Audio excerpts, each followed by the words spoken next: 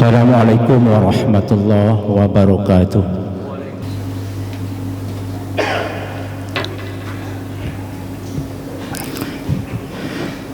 Alhamdulillahi rabbil alamin wal aqibatu lil muttaqin. Asyhadu an la ilaha illallah wahdahu la syarika lah dzul quwwatil matin. Asyhadu anna sayyidana wa maulana Muhammad as-sadiqul wa'dil amin. Allahumma salli ala sayyidina Muhammad wa alamin.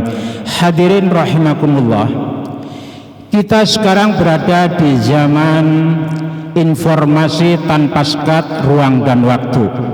Sebuah kejadian di belahan bumi yang lain, misalnya di Amerika, Jepang, Palestina dan sebagainya, pada menit itu pula bisa kita mengakses informasinya tanpa menunggu beberapa hari kemudian. Hal ini tercipta dengan mudah setelah berkembangnya teknologi informasi dan media sosial di tangan mayoritas masyarakat dunia. Kondisi semacam ini bagaikan pedang bermata dua. Di satu sisi, atas segala kemudahan penyebaran informasi, kita patut bersyukur karena media mencari informasi keilmuan terbuka luas, komunikasi bisnis sangat terbantu. Namun di satu sisi lain, lewat media sosial pula orang bisa menjadi mudah melanggar norma-norma agama maupun tatanan sosial masyarakat. Dahulu orang hanya bisa membicarakan keburukan orang lain, harus menunggu bertemu dan bertatap muka dengan lawan bicaranya terlebih dahulu. Bicaranya terbatas dengan waktu dan itu pun pendengarnya hanya terbatas beberapa orang saja. Kini dengan hadirnya media sosial, seseorang bisa menceritakan kekurangan orang lain hanya dengan apa yang ada dalam genggaman tangan melalui tulisan, gambar atau video yang bisa diproduksi dalam hitungan menit. Dalam waktu sebentar saja, konten itu lalu menyebar kemana-mana. Jutaan orang bisa mengakses dan hebatnya lagi, kunjungan di media sosial tidak akan pernah hilang sebelum dihapus. Menceritakan keburukan orang lain dalam agama Islam dikenal dengan istilah ghibah. Dalam sebuah hadis yang diriwayatkan oleh Abu Hurairah diceritakan, suatu ketika Rasulullah SAW pernah bertanya kepada para sahabat, "Atadharuna mal ghibah?" Apakah kalian tahu apa itu ghibah? Para sahabat menjawab, "Allah wa rasuluhu a'lam." Allah dan Rasulnya yang lebih tahu. Kemudian Nabi menjawab, "Dzikruka akhaka bima yakrahu." Ghibah adalah ketika kamu mengisahkan teman kamu tentang suatu yang tidak ia sukai. Lalu ada yang tanya kepada Nabi, "Afara'aita in kana fi akhi ma aqul?" Bagaimana kalau yang saya katakan itu memang sesuatu faktanya, ya Rasul? Nabi menjawab, "In kana fihi ma taqul faqad tabtah wa illam yakun fihi faqad bahattah." Ya, kalau memang yang kamu katakan itu fakta, berarti kamu menggunjingnya. Namun jika yang kamu bicarakan tidak sesuai fakta, maka kamu berbuat kedustaan terhadap dirinya. Hadis riwayat Muslim. Hadirin rahimakumullah, dalam pergaulan kekeluargaan dan masyarakat, kemungkinan besar kita akan menemukan kekurangan-kekurangan orang di sekitar kita. Dan itu wajar karena di sekeliling kita adalah manusia. Tak ada manusia tanpa kekurangan di dunia ini. Jika harus menuntut adanya manusia suci tanpa salah, seharusnya tuntutan tersebut terlebih dahulu untuk diri kita sendiri ketimbang orang lain. Apabila kita kerap mengaku, "Wah, saya ini manusia biasa yang terkadang tergelincir pada salah dan dosa," seharusnya seperti ini pula kita bersikap pada orang lain.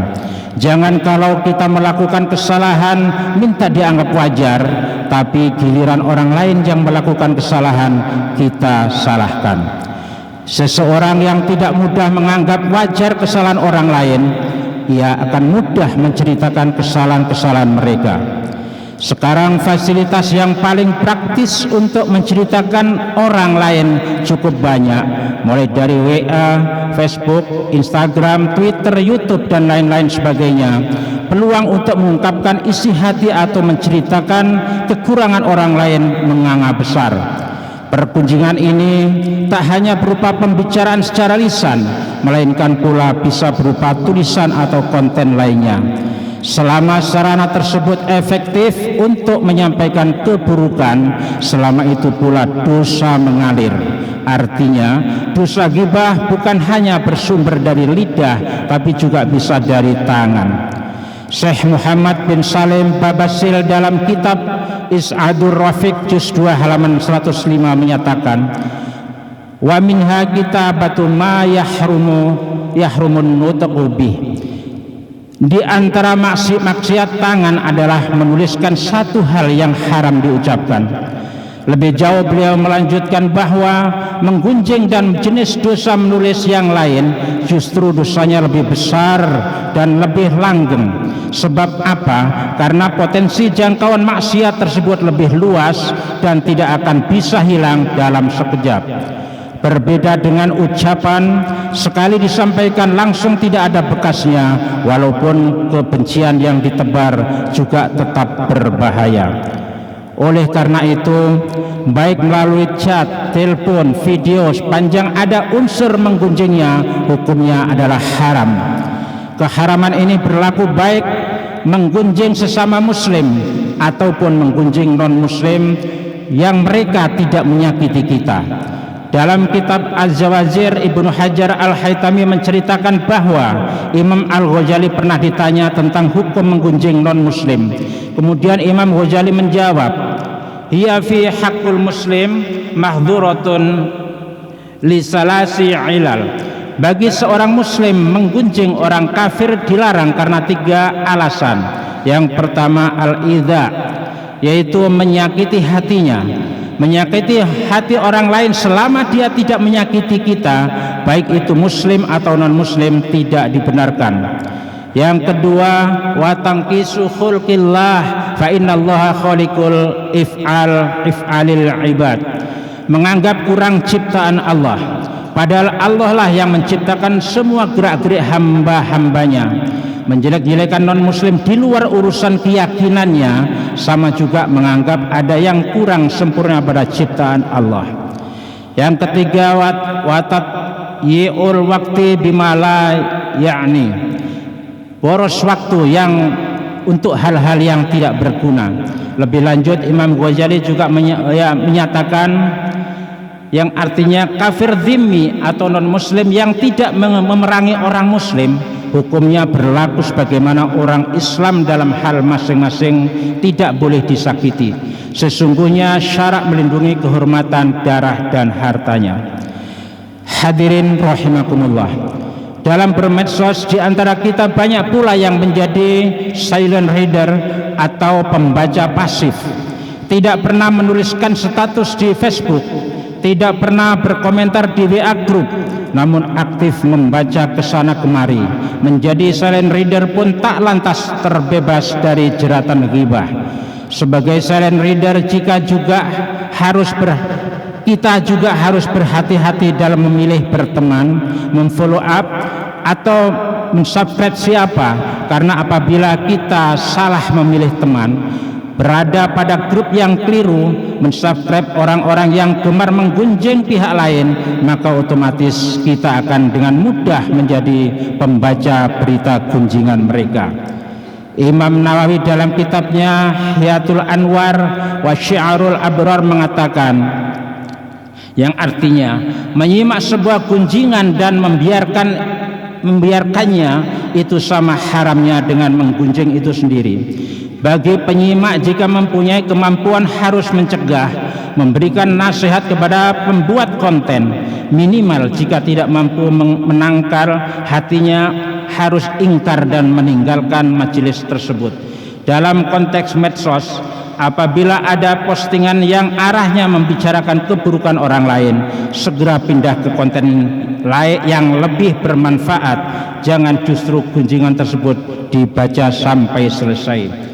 Allah berfirman dalam Al-Quran, A'udzu billahi minasyaitonir rajim, ya ayyuhalladzina jatanibu katsiran minadh-dhann inna ba'dadh-dhanni ismun wa la tajassasu wa la yaghtab ba'dukum ba'dha ayuhibbu ahadukum ayyakula lahma akhihi maita fakarihtumuhu wattaqullaha innallaha tawwabur rahim.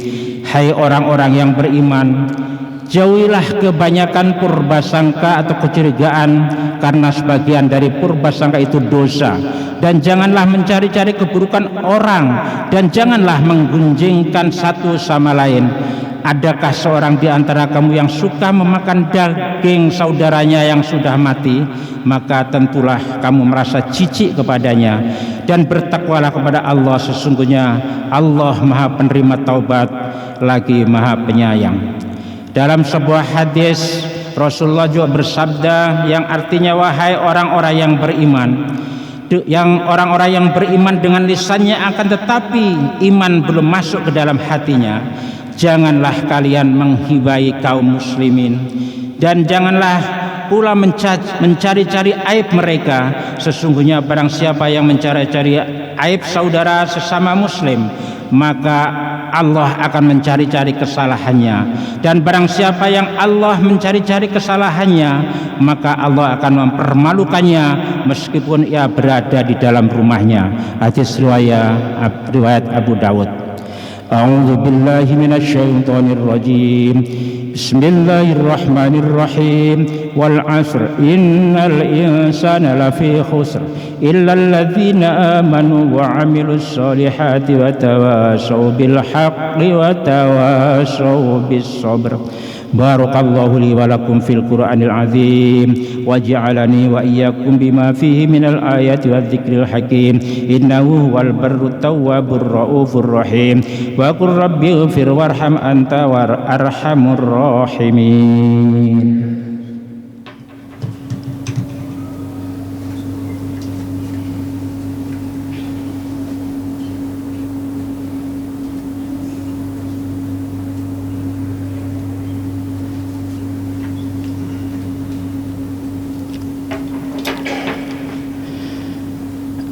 Alhamdulillah ala ihsanihi wa syukru lahu ala taufiqihi wa amtinanihi wa asyhadu an la ilaha illallah wahdahu la syarikalah wa asyhadu anna sayyidina Muhammadan abduhu wa rasuluhu da'iya ila ridwani. Allahumma salli ala sayyidina Muhammad wa ala alihi wa ashabihi wa sallim tasliman katsira. Amma ba'du fa ya ayyuhan nas ittaqullaha fima amar wa antahu amma naha wa'lamu anna Allah amarakum bi amrin bada' fihi bi nafsihi wa sana bi malaikatihi wa qudsihi wa qala ta'ala innallaha wa malaikatahu yusholluna 'alan nabi ya ayyuhalladzina amanu shallu 'alaihi wa sallimu taslima. Allahumma ighfir lil mu'minina wal mu'minat wal muslimina wal muslimat al ahya minhum wal amwat innaka samiun qaribun mujibud da'awat wa yaqdil hajat. Allahumma ighfir ummat sayyidina Muhammad. Allahumma arham ummat sayyidina Muhammad. Allahumma jabur ummat sayyidina Muhammad. Allahumma astur ummat sayyidina Muhammad. Allahumma ansur ummat sayyidina Muhammad. Allahumma aslih ummat sayyidina Muhammad. Allahumma afi ummat sayyidina Muhammad. Allahumma rja'an ummat sayyidina Muhammad. Allahumma arham ummat sayyidina Muhammad rahmatan ammatan ya rabbal alamin. Allahumma ighfir li ummati sayyidina Muhammad maghfiratan ammatan ya rabbal alamin. Allahumma farrij an ummati sayyidina Muhammad محمد فرجا عاجلا يا رب العالمين. ربنا آتنا في الدنيا حسنة وفي الآخرة حسنة وقنا عذاب النار.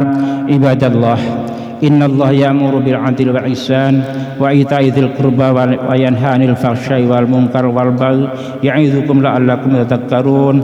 واذكروا الله العظيم يذكركم واشكروه على نعمه يزدكم ولذكر الله أكبر. أقم الصلاة.